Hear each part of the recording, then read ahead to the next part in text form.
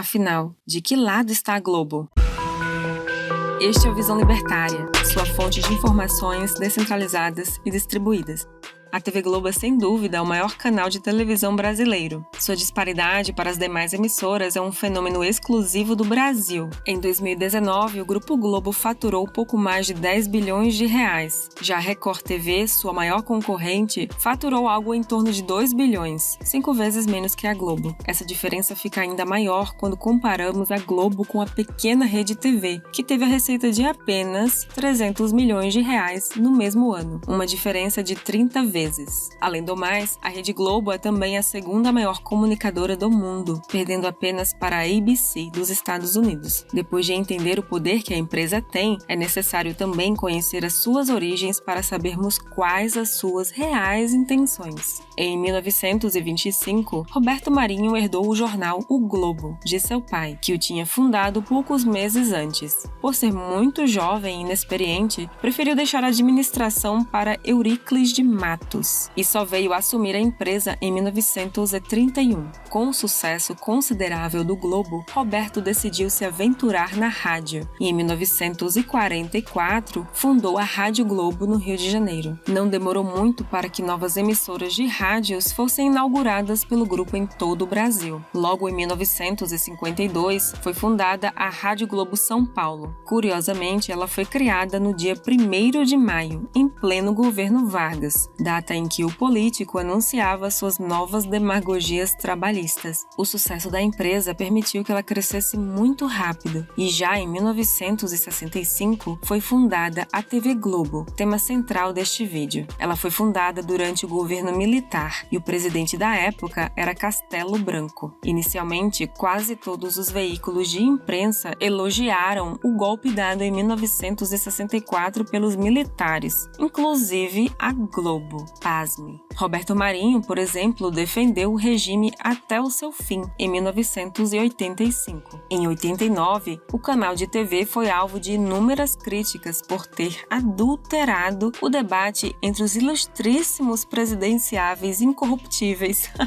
Lula e Collor. Naquele tempo, os debates eram gravados e era transmitida uma versão reduzida no dia seguinte. Certamente, Fernando Collor era o candidato que mais agradava ao establishment naquele momento e, portanto, foi favorecido pelos cortes. Por causa desse debate, foi decidido que todos passariam a ser transmitidos apenas ao vivo. Nesse sentido, fica impossível dizer se a Globo é de direita ou de esquerda. Ela age conforme pede o momento e seus interesses mercadológicos corporativistas. Após pouco tempo de funcionamento, a TV Globo já tinha se tornado a maior interseção cultural dentro do território brasileiro. O que um indivíduo do Rio Grande do Sul e um do Amazonas tinham em comum na década de 80? Muito provavelmente, os dois assistiam religiosamente ao Fantástico nas noites de domingo. Não há dúvidas de que o canal acompanhou a vida e moldou o pensamento de gerações inteiras. Certamente você já assistiu a alguma novela da emissora ou a algum jogo de futebol narrado por Galvão Bueno.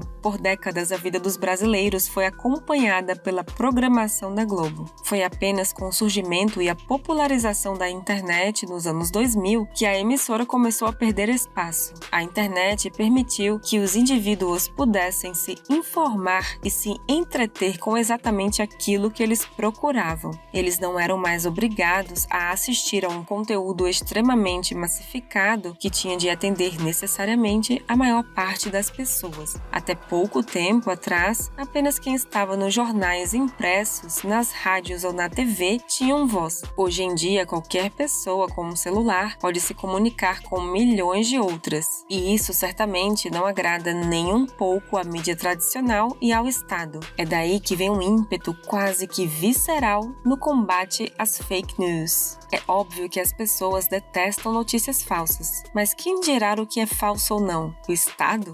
Isso abre um precedente enorme para a censura, sobretudo contra as pessoas físicas. A mídia tradicional pouco se importa com esse autoritarismo, porque eles são perfeitamente alinhados ao establishment. Por isso, estimulam e reverenciam qualquer medida que dificulte o acesso a informações de veículos alternativos na rede. Mesmo depois da popularização da internet, a TV Globo ainda mantém parte relevante de seu público. O Jornal Nacional, tradicional programa da emissora, atinge quase 50 milhões de brasileiros diariamente. Ainda hoje você com certeza conhece alguém que deixa a TV ligada na Globo, mesmo quando não está assistindo. Entretanto, é inegável que desde a última eleição presidencial, a emissora perdeu parte significativa da sua audiência, além, é claro, da sua credibilidade. A partir do momento em que Jair Bolsonaro foi eleito, criou-se uma enorme rivalidade entre a emissora e o governo federal. E quando a Globo não gosta de um político, pode apostar que haverá turbulências. Já no primeiro ano de seu mandato, o atual presidente reduziu em 60% a verba publicitária destinada à emissora. Além disso, ele distribuiu essa verba entre suas principais concorrentes, a Record TV e o SBT. Atualmente, ataques são feitos a todo momento por ambos os lados do conflito. No entanto, a emissora tem muito mais a perder com essa disputa. Ela cumpre a função de imprensa, portanto deve permanecer neutra e se atentar somente aos fatos. Porém, não é isso que vem acontecendo. Desde a recente polarização que se intensificou no Brasil, a Globo jogou basicamente toda a sua credibilidade no lixo. Uma parcela relevante da população não confia no que é veiculado pela emissora. Com isso, surgiram os carinhosos apelidos do público brasileiro, como Globo Lixo, Rede Bobo e TV Bolchevique. O canal tem se afundado cada vez mais na lama, tanto em relevância quanto financeiramente. Muitos artistas e jornalistas não tiveram seus contratos renovados e foram mandados embora da empresa. Ademais, a Globo não tem mais os direitos de transmissão da Champions League, da Fórmula 1 e do Campeonato Carioca.